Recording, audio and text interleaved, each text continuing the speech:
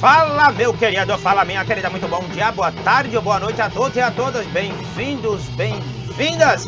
Vamos embora, queridos e queridas, coloca teu capacete, arruma a cabecinha, que agora é pau na moleira e o conteúdo, meu querido, minha querida, não poderia ser outro. Citologia, um dos principais conteúdos relacionados a qualquer prova do meu Brasil varonil, principalmente o Enem. Vem comigo, eu já ajustou o capacete, que eu sei, vamos embora trabalhar sem maiores delongas. O grande objetivo nosso aqui é que nós possamos entender a arquitetura bioquímica da membrana plasmática, também conhecida como plasmalema, aquela obrigatória em toda e qualquer célula. Já começou a aula, papai? Anota aí. A membrana plasmática ela é obrigatória em toda e qualquer célula. É o único envoltório obrigatório em todo tipo de organismo celular, seja ele um eucarionte ou seja ele um procarionte. Vem comigo, já ajustou o capacete que eu sei. Por favor, olho na tela. Aqui vocês estão observando já de bate pronto a arquitetura bioquímica da membrana plasmática. Eu já sei que na sua cabeça veio assim: duas camadas de fosfolipídios, na realidade, dois filamentos de fosfolipídios, com proteínas imersas, proteínas lá, com certeza, ao redor, estando dentro, fora. Exatamente, é o modelo do mosaico fluido. Olha na tela aí, vê. Aqui eu vou encontrar glicolipídio, vou encontrar proteína integral, vou encontrar o colesterol, vou encontrar fosfolipídio, queridos, vou encontrar ainda proteínas periféricas e eu acabei de falar da base da membrana plasmática, base bioquímica ou arquitetura bioquímica. São dois filamentos de fosfolipídios integrados, intercalados por muitas proteínas. Essas proteínas podem ser integrais, atravessando a dupla camada de fosfolipídio. Essas proteínas elas podem ser periféricas, na periferia externa ou na periferia interna, estando mais próximo ao hialoplasma, aquele gel que justamente formará a estrutura de dispersão dos organoides, das organelas citoplasmáticas, onde nós encontramos principalmente o núcleo em células eucariotas. Então, proteína periférica pode ser externa ou interna. Vem comigo! Aqui foi só uma imagem de apresentação, por favor. Mais uma vez, muitíssimo obrigado pela atenção de todas e todas. Vem comigo trabalhar a membrana, um dos principais conteúdos relacionados à atual prova do Enem. Veja, aqui embaixo, vocês estão observando já a arquitetura da membrana plasmática. Como eu falei anteriormente, e você já sabe disso, são dois filamentos de fosfolipídios com proteínas imersas, além de carboidratos, de glicídios exatamente. Muitos desses glicídios, a maioria, vão ter a capacidade de sinalização. Eles vão formar lá na face externa, por exemplo, de uma célula eucariota, o glicocálice. Então, por favor, olho na tela. Vê. A membrana plasmática ou citoplasmática ou plasmalema é o único envoltório encontrado em toda e qualquer célula. Você já sabe disso, eu acabei de abrir a aula falando isso para você. Nós só podemos observá-la a partir do uso do microscópio eletrônico. Com o microscópio óptico, nós sabemos a delimitação dela, mas nós não vamos ver com exatidão. Como eu falei anteriormente para você, os principais componentes bioquímicos estão aqui na nossa tela. Dá uma olhadinha logo ali embaixo. Olha aqui, as duas camadas de fosfolipídios, um outro lipídio que é o colesterol, que também é anfipático, que ele também é polar e apolar. Olha que maravilha. Lembra que o colesterol ele é um esteroide, ele tem uma parte bem característica que é o ciclopentano peridrofenantreno. Essa estrutura, esse esteroide, ele serve como base bioquímica para o colesterol, para a progesterona, para a testosterona, para os estrógenos, principalmente em você mulher, para a aldosterona, para o cortisol, que também são dois hormônios, assim como os hormônios sexuais, formados a partir do colesterol. E esse colesterol tem alguns anéis carbonados. É a parte chamada de ciclopentano peridrofenantreno. Além de formar o colesterol, e esse colesterol servir como base para os hormônios sexuais, para a aldosterona, para o cortisol e a tão falada hoje em dia, uma vitamina lipossolúvel, que na realidade é um hormônio, que é a vitamina D, muito diretamente ligada à nossa imunologia, principalmente no processo de pandemia que nós nos encontramos hoje, a pandemia causada pelo SARS-CoV-2, que gera a doença Covid-19. Beleza? Vem comigo! Temos ainda proteínas periféricas, né? As proteínas que estão na face mais externa ou na face mais interna, em contato ou não com o hialoplasma, o material que vai formar o citoplasma. E também nós podemos encontrar proteínas que sejam integrais, aquelas proteínas que vão atravessar a bicamada dos fosfolipídios, como vocês podem observar aqui na tela, tá vendo? Essa aqui é uma proteína zona grandona integral. Ela tem um componente, ela tem um disacarídeo, que é esse aqui, ó. Esse disacarídeo ligado a uma proteína, exatamente, forma uma glicoproteína. Se eu tiver um disacarídeo associado a um lipídio da membrana, a um fosfolipídio, eu formarei exatamente um glicolipídio. E saibam muito bem, já para que a gente possa integrar conhecimentos para o Enem, que essa formação depende de 3 organelas, principalmente: retículo endoplasmático rugoso, retículo endoplasmático liso e o complexo golgiense, hoje chamado de golgiossomo. Muito bem. Ah, não está lembrado disso não? Eu sei que eu vou trabalhar lá em organela, mas eu já posso te citar aqui, para que você possa jogar conhecimento da citologia, lá das organelas citoplasmáticas, aqui no estudo da membrana plasmática. Te digo o quê? Olha que interessante e lindo. O retículo endoplasmático rugoso vai produzir proteína. Na realidade, quem produz proteína nele são os seus ribossomos. Ele vai acondicionar, ele vai envolver com suas vesículas e vai repassar para o complexo golgiense. O retículo endoplasmático liso, por sua vez, ele atua na polimerização dos lipídios. Estes aqui vão se aderir aos glicídios que estão temporariamente armazenados no golgiossomo, no complexo de Golgi. Então, quando eu vou ligar, por exemplo, coloquei aqui os glicídios, escreva aí, tá? Glicídios esses que estão temporariamente armazenados no golgiossomo. Então, quando eu tenho proteína ligada a carboidrato, a um glicídio, normalmente um disacarídeo, eu formo uma glicoproteína, jogo lá na face externa da membrana plasmática de um eucarionte, formei o glicocálice. Parte componente do glicocálice. Se eu pego o lipídio e coloco junto ao glicídio, eu também estou formando um glicolipídio. Vai lá para a face externa e também vai formar o glicocálice.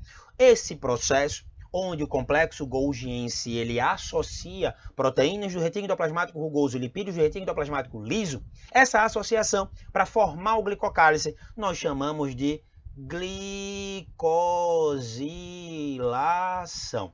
Não é um evento restrito ao complexo golgiense, pois o próprio retículo endoplasmático rugoso também pode chegar a fazê-lo, beleza? Mas foi só para integrar um pouquinho de membrana plasmática com citoplasma, também parte componente desse conteúdo vasto, lindo e maravilhoso, que vai ser detalhado em todo e qualquer vestibular, chamado de citologia. Vem comigo! Aqui nós temos, além das proteínas integrais, as glicoproteínas e os glicolipídios. Estes vão formar o glicocálice. É aquele envoltório de disacarídeos, principalmente em células eucariotas. Professor, por que principalmente? Alguns procariontes, algumas bactérias, por exemplo, quando tem um grau de complexidade maior, nesta estrutura, nesta cápsula, lembra? Uma bactéria, um procarionte, ele pode possuir cápsula, depois a membrana plasmática. Olha que interessante. Essa cápsula, quando tem um grau de complexidade maior em relação aos glicídios, às proteínas e até mesmo alguns tipos de lipídios, nós podemos chamar hoje em dia, em novas classificações, também de glicocálice. Então anote aí, bactérias podem possuir glicocálice, principalmente quando tem aquela cápsula bacteriana gelatinosa, que ela utiliza inclusive para adesão a certas estruturas e para ataque. Exatamente. Aumenta o grau de patogenicidade. Eu poderia acabar a aula aqui.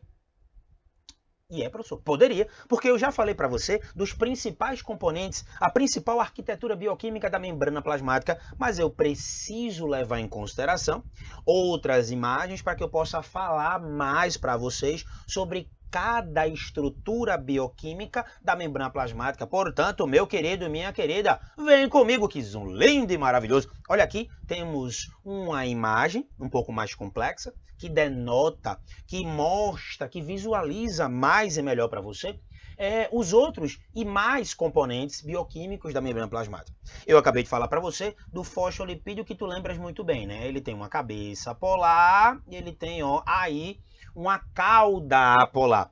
Cauda esta, então aqui é uma cabeça polar hidrofílica. Lembra, se é polar, é hidrofílico. E aqui eu sei que parece perninha, tá? Mas é a cauda. E a cauda, ela é apolar. Lembra muito bem que isso aqui, que eu estou colocando para vocês, é um ácido graxo saturado. Só existem ligações aí simples entre os átomos de carbono da cadeia carbônica desse ácido graxo. E aqui, essa curvatura, na realidade, é uma insaturação. Normalmente é uma ligação pi nessa cadeia carbônica que forma o ácido graxo, nesse caso, insaturado. Mas a cauda, lembra, a cauda, ela é apolar. Essa estrutura, a cabeça, que nós dizemos que ela é polar, ela possui, por exemplo, a colina. A colina, que é a vitamina, conhecida como vitamina B8, ela tem uma característica de ser apolar, ela é hidrossolúvel. Então, a estrutura hidrossolúvel na porção superior desse fosfolipídio aumenta a capacidade de polaridade dessa porção da cabeça do fosfolipídio. Olha que interessante. Lembra que o ácido graxo, olha que maravilha, e assim como os outros lipídios, vão possuir um álcool. Pode possuir um álcool, tá? Então a porção com álcool, que ela é polar também, ela é voltada para essa cabeça. Então aqui nessa porção polar eu também posso encontrar, por exemplo, o glicerol, aumentando a polaridade e aumentando a capacidade dessa cabeça ser hidrofílica. Já a cauda, como eu falei anteriormente, é um ácido graxo saturado, que eu estou colocando aqui número 1, e um ácido graxo insaturado número 2. O próprio Enem trabalhou isso recentemente, né? Colocou algumas imagens sobre qual seria o tipo de membrana mais permeável, que ajudaria os melhores tipos de transportes em relação à membrana plasmática. Então lembre em consideração, tá? Se eu for comparar um fosfolipídio que tenha uma cadeia carbônica pequena de seus ácidos graxos, se eu comparo com esse aqui, que o ácido graxo é maior, essa cauda, por ser maior, ela é mais hidrofóbica do que essa cauda que é menor. Isso se deve a quê, professor? O tamanho da cadeia carbônica. Isso influencia também nos transportes através da membrana. Então você pegou a visão já deve ter anotado, que a cabeça é polar por possuir substâncias polares, como por exemplo a colina, muito conhecida como vitamina B8, como o glicerol, que é um dos principais lipídios que se une a ácido graxo, por exemplo, para formar a gordura, por exemplo, para formar o que nós chamamos do óleo. Então, os álcools, que são substâncias normalmente polares, podem ser voltadas para a porção da cabeça do fosfolipídio, tornando essa cabeça hidrofílica. Já a cauda, a cadeia carbônica grandona ou pequena, de boa? Um outro tipo de informação pertinente para vocês é, se houver comparação, por exemplo, com esse fosfolipídio, que tem 2 ácidos graxos saturados, comparando com esse aqui, que é um fosfolipídio que tem um saturado e um insaturado. A presença desta insaturação nesse ácido graxo, que eu vou chamar aqui de A e de B, torna ele ainda essa cauda apolar, mas ela é menos apolar do que, por exemplo, as caudas saturadas deste fosfolipídio que eu acabei de colocar no esquema da letra A. Então era isso que o Enem queria de você. Nós temos uma dupla camada, essa dupla camada ela possui ácidos graxos de cadeia. Se é um ácido graxo, ele tem uma cadeia longa, mas não tão longa assim. Um é ácido graxo saturado e o outro é ácido graxo insaturado. Dá essa expressividade da cauda de ser apolar, mas ela é menos apolar do que, por exemplo, uma cauda como essa, que tem uma cadeia carbônica grandona. Isso influencia muito na semipermeabilidade, no modelo do mosaico fluido que você já conhece muito bem. Então aqui só recapitulando, tá? Esse fosfolipídio, por ter uma estrutura polar e outra apolar, ele é anfipático. O que é ser anfipático? É possuir ao mesmo tempo essa característica de ser polar e apolar, tá? Então, não é somente o fosfolipídio. Outros lipídios da membrana também são anfipáticos, assim também é o colesterol. Coloque aí. A função do colesterol é enrijecer a membrana. O colesterol ele é um agente de proteção.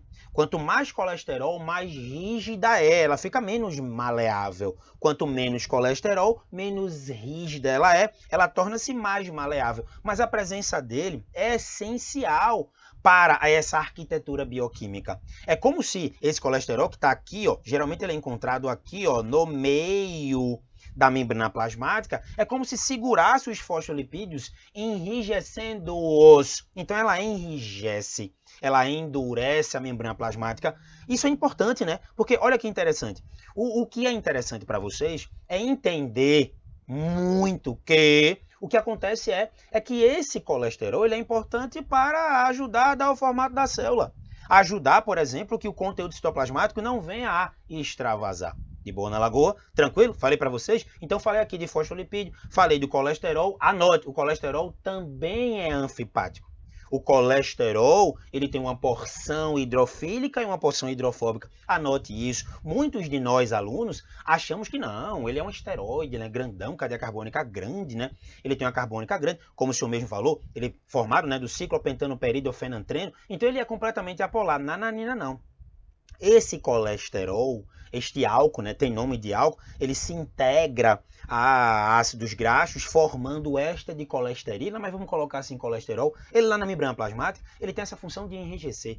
E ele tem a função de proteção, ele tem a função de manter o formato da célula também junto aos fosfolipídios. Só que ele é uma substância hidrofílica, é polar e apolar ao mesmo tempo. De boa na lagoa, e já falei para você também do glicocálice, né? Essa face externa de glicoproteínas e glicolipídios que eu acabei de formar e falar para vocês anteriormente, que tem uma formação de organela citoplasmática, retículo endoplasmático liso e retículo endoplasmático rugoso, junto ao Golgiossomo, em um fenômeno conhecido como glicosilação. Tá aí a membrana, tá aí a plasmalema. Está aí a membrana plasmática, está aí a membrana citoplasmática. É ela que vai ajudar a dar o formato da célula. É ela que vai ajudar, inclusive, nos transportes através da célula, beleza? Então, falei para vocês aqui, ó.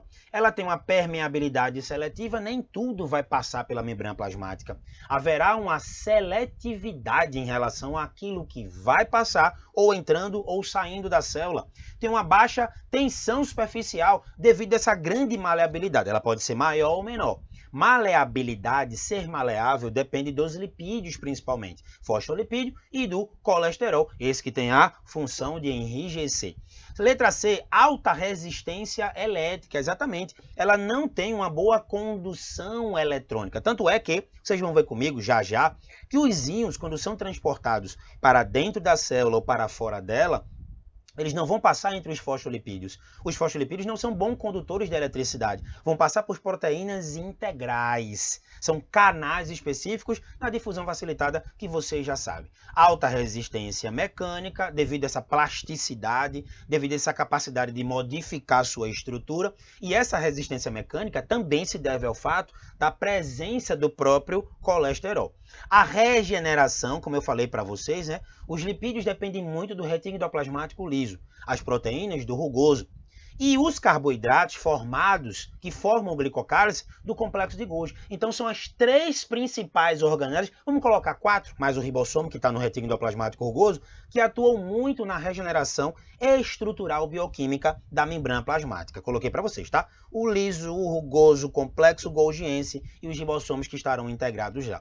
E essa elasticidade, ó, fosfolipídio e colesterol vão tornar uma estrutura mais maleável. Veja, ela pode ser mais ou menos maleável. Quanto mais colesterol, esse colesterol enrijece. Então, depende do tipo de membrana, depende do tipo de tecido. Mas a maleabilidade, essa característica da maleabilidade, de ter essa capacidade de se moldar, ela se deve também à possibilidade e à capacidade, né, à presença dos fosfolipídios e do colesterol, que são os principais componentes da membrana plasmática quando nós vamos citar os lipídios. De boa na lagoa, vem comigo.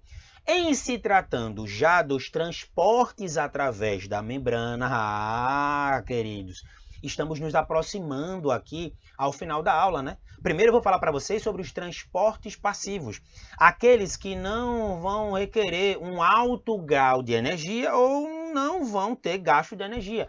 Para ser melhor elucidativo para vocês, transporte passivo, a gente sempre trabalhou, né? Aquele que não gasta energia, ou é aquele que gasta o menor percentual energético para que ele venha a acontecer. 3 são os principais tipos. Temos a difusão simples, onde as substâncias elas vão passar entre os fosfolipídios. Temos a difusão facilitada, onde as substâncias vão passar através de proteínas integrais lá na membrana plasmática. E temos a difusão osmótica ou osmose, onde a substância que passa ou entre os lipídios ou entre as proteínas é a água, as moléculas de água, beleza? Então já te dei a definição de transporte passivo. Vem comigo, o primeiro transporte é a difusão simples. A difusão simples acontece do meio de maior concentração em soluto para o meio de menor concentração em soluto, exatamente.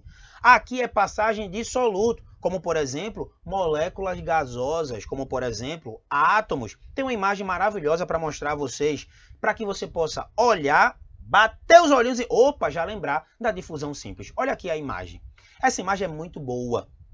Aqui nós temos a dupla camada de fosfolipídio da membrana plasmática. Ó. Eu tenho O2, CO2, o N2 molecular e o benzeno. São pequenas moléculas hidrofóbicas. Elas tendem a passar por difusão simples através da própria membrana plasmática. Também tem a tendência de passar dessa forma o glicerol, o etanol e a própria água. Ó, aqui, ó, pequenas moléculas que não possuem carga. Vão passar entre os fosfolipídios. Aqui também pode ser difusão simples. Olha que interessante.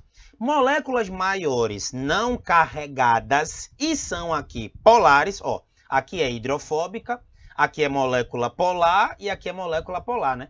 Essas moléculas, como os aminoácidos, glicose e nucleotídeo, não vão passar entre os fosfolipídios. Elas podem passar, por exemplo, entre proteínas específicas, que são aquelas proteínas integrais que vão atravessar a dupla camada. Aqui eu já tenho a chamada difusão facilitada. Os íons também, que tem carga, já que tem carga, e você acabou de ver que os lipídios não são bons condutores de eletricidade, eles também não passam entre os fosfolipídios, vão passar entre proteínas integrais da membrana plasmática. Aqui também, ó, difusão facilitada. Vem recapitular comigo? Olha aqui, ó. O2, CO2, nitrogênio molecular, benzeno, água, glicerol e etanol podem ultrapassar a membrana por difusão simples, onde eles vão passar de onde eles estão em maior quantidade, o meio de maior quantidade, o meio hipertônico, para o meio hipotônico em menor quantidade, seja de nitrogênio molecular, de O2, de CO2, de benzeno, do próprio álcool, glicerol. Olha que interessante, passando entre os fosfolipídios.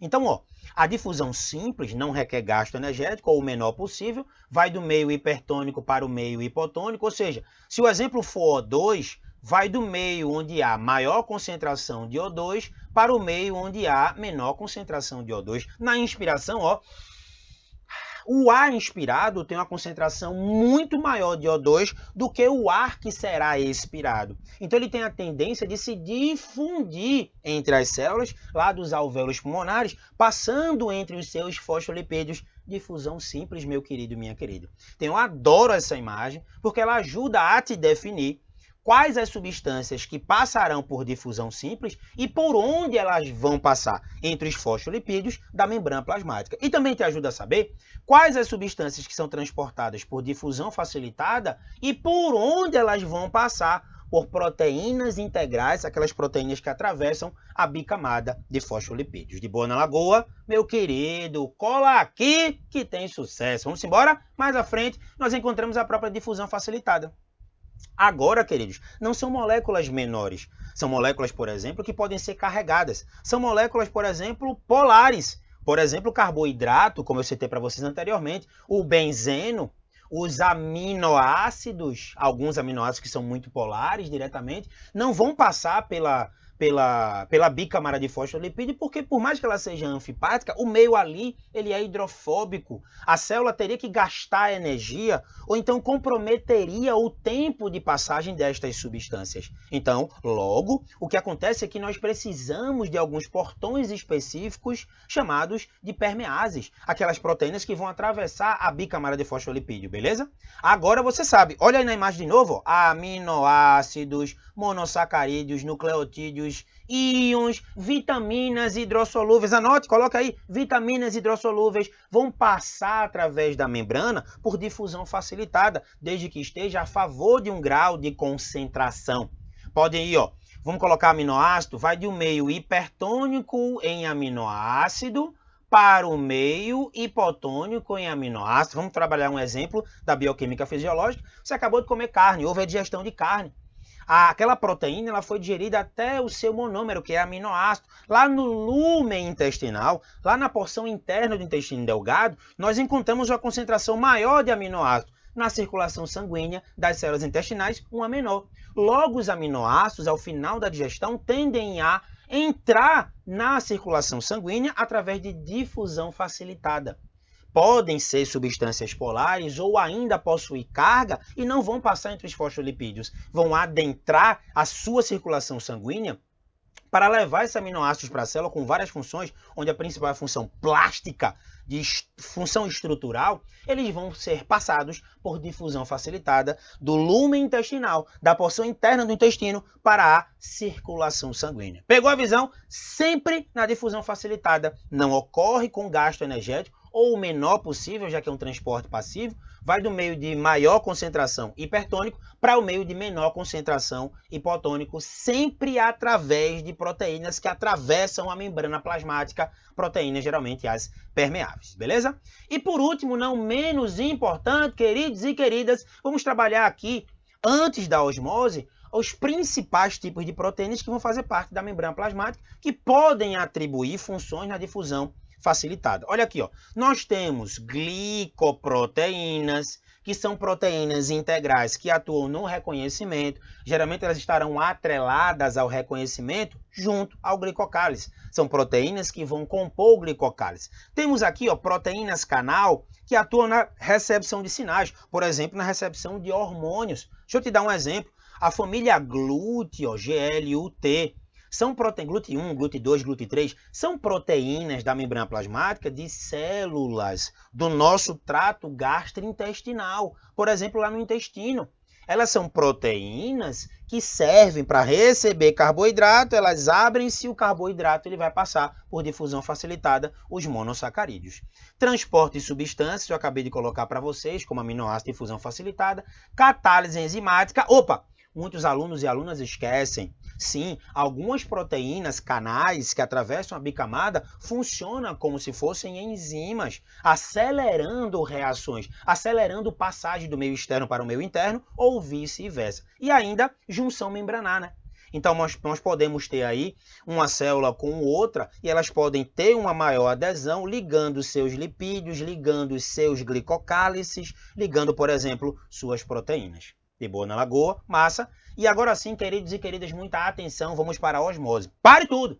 A osmose tem um gradiente diferente. Difusão simples, hipertônico para o hipotônico. Difusão facilitada, hipertônico para o hipotônico. Agora, a difusão osmótica, conhecida como osmose, é do meio de menor concentração para o meio de maior concentração em soluto, mas quem passa é a água. Por exemplo, se você tiver um meio, dois meios lá, um meio que tem mais cloreto de sódio e um meio que tem menos cloreto de sódio, são meios aquosos. Se você vai interligar, a tendência é que a água passe do meio de menor concentração em cloreto de sódio para o meio de maior concentração em cloreto de sódio. É o inverso. O gradiente de concentração da osmose é diferente e quem passa é a água. Difusão simples, vocês viram comigo? Moléculas gasosas, moléculas pequenas não carregadas diretamente vão ultrapassar a membrana plasmática pelos fosfolipídios. Viu na difusão facilitada? Ó, aminoácido, monossacarídeo, vitamina hidrossolúvel, os íons principalmente que cai muito em prova, tem carga. Vão passar por proteínas canais que atravessam a bicamada. Já a água, queridos e queridas, pode atravessar tanto fosfolipídio como proteína, mas principalmente por proteínas específicas da membrana plasmática, chamada de aquaporinas. Se colocar isso, ó, aqui estaria a membrana, e aqui seria, ó, uma proteína grandona, uma proteína canal para passagem de água, descoberta lá em 1989, chamadas de, ó, aquaporinas, beleza? São proteínas específicas para a passagem de água. Digo ainda mais, 70% da água que vai entrar e sair na célula passa por ela. E 30% da água que vai entrar e sair na célula vai entrar e sair através dos fosfolipídios. De boa? Então, sim, na osmose, a passagem da água do meio de menor concentração em soluto para o meio de maior concentração em soluto. O grande objetivo é equilibrar, né? Tornar os meios isotônicos. E devido a esse equilíbrio, principalmente em relação à água, temos alguns fenômenos específicos relacionados aqui embaixo. Trouxe essas imagens para que vocês não possam errar em relação a nenhuma prova, inclusive e principalmente o Enem. Vem comigo! Olha aqui para baixo, veja. Aqui eu tenho, por exemplo, uma hemácia. Coloquei a hemácia em uma solução hipotônica. Se eu digo que a solução é hipo, automaticamente a célula torna-se hiper. De boa? Pegou a visão aí para as questões? Então vamos lá. Se a solução é hipo e a célula é hiper, a água tende a entrar na célula, já que a osmose é o transporte de água e a passagem de água através da membrana plasmática, fosfolipídio e proteínas, do meio de menor concentração em soluto para o meio de maior concentração em soluto. Água vai entrando, ó, a hemácia vai ficando cheinha, túrgida. Se ela estourar, nós chamaremos isso de plasmoptise, mas já te digo. Quando eu coloco essa hemácia em um meio de mesma concentração que ela, muitos colocam, né, que nada acontecerá, o volume não é alterado. Na realidade, aqui, a velocidade de entrada e saída de água é a mesma. Então, visualmente, o volume não é alterado. Nós não temos essa percepção. Então, células em meios isotônicos, elas não mudam seu volume para evitar, por exemplo, morrer. O soro fisiológico, injetado na nossa veia ou quando você toma, para poder restabelecer o volume iônico e o volume também de água perdido, por exemplo, em uma diarreia, ele tem a mesma concentração, ou pelo menos parecida, no nosso sangue, para existir um restabelecimento de água, o volume hídrico, e o volume iônico perdido, por exemplo, em vômito, perdido, por exemplo, em diarreia. Esta mesma hemácia, quando posta em um meio de alta concentração, ou seja, se o meio é mais concentrado, ela é menos concentrada. Como a água vai do meio de menor concentração para o meio de maior, ela tende a perder água para o ambiente e ela sofre o que nós chamamos para outras células de plasmólise. Ela está plasmolizada. Mas a palavra, o termo plasmólise para a hemácia de forma específica, nós chamamos aí de crenação. Ela está perdendo água para o meio, já que a água, através de osmose, vai do meio de menor concentração para o meio de maior concentração. De boa? Então aqui, ó, esta hemácia está crenada. Mas eu trouxe isso para você também aqui, queridos. Olha aqui, ó. Se eu coloco em um meio hipertônico, como eu acabei de colocar para vocês, a hemácia perde água para esse meio. Ela está sofrendo a chamada crenação. Coloquei a hemácia em um meio isotônico, não há alterações volumétricas visíveis ou perceptíveis. Coloquei a hemácia em um meio hipotônico, a água tende a entrar nela, ela fica túrgida, cheinha, gordinha, vai, se continuar entrando, dá um pipoco. O nome disso é plasmoptise. No caso de hemácia, especificamente hemólise. De boa? Algo específico para a célula vegetal. Célula vegetal, é importante que vocês saibam essa figura. Quando nós colocamos ela em um meio hipertônico, que ela tende a perder água para esse meio, vai do meio de menor concentração para o meio de maior, lembra-se que ela tem parede celular. A membrana plasmática ela é aderida. Essa imagem está demonstrando que a célula vegetal está perdendo água para o meio, e isso é importante que vocês possam denotar em provas que quando a membrana plasmática se destaca e vem para o meio, é porque a célula vegetal está perdendo água para esse meio. Ela foi posta em um meio hipertônico. O exemplo aqui, ela está plasmolizada, está sofrendo plasmólise. Célula vegetal, quando nós colocamos em um meio isotônico, não há percepção de alterações volumétricas, e quando ela é colocada em um meio hipotônico, recebe água, mas não chega a sofrer plasmoptise, tá? Ela fica túrgida por conta da membrana plasmática, da parede celular, que ela é, né, semi-rígida, ela tem celulose, hemicelulose, lignina, suberina, que são substâncias que não deixam a célula estourar, e o próprio também vacúolo central, que ele absorve um pouco dessa água em excesso, ajudando também na não plasmoptise da célula vegetal. De boa na lagoa? Eita! Queria facilitar a vida de vocês aqui com um esquema, mas minha imagem ficou sobre ela. Ficou não, papai. Isso aqui é pra pegadinha do Leozinho. Vem aqui. Tá aqui, ó. Aquela imagem grandona que você acabou de ver, tá aqui. Você precisa ter na cabeça 3 perguntinhas para cada tipo de transporte dos passivos, para que vocês possam ir lembrando e revisando muito bem para o Enem e qualquer prova. É o que passa, como passa e por onde passa. Por exemplo, se eu pego a difusão simples e pergunto o que passa, tu já sabes, né? Moléculas gasosas, o glicerol, o benzeno, álcool em geral, substâncias aí de menor cadeia e que sejam descarregadas. É o que passa. Como passa? Do meio de maior concentração para o meio de menor concentração, mais menos. E por onde passa? Entre os fosfolipídios de membrana. Olha aqui, ó.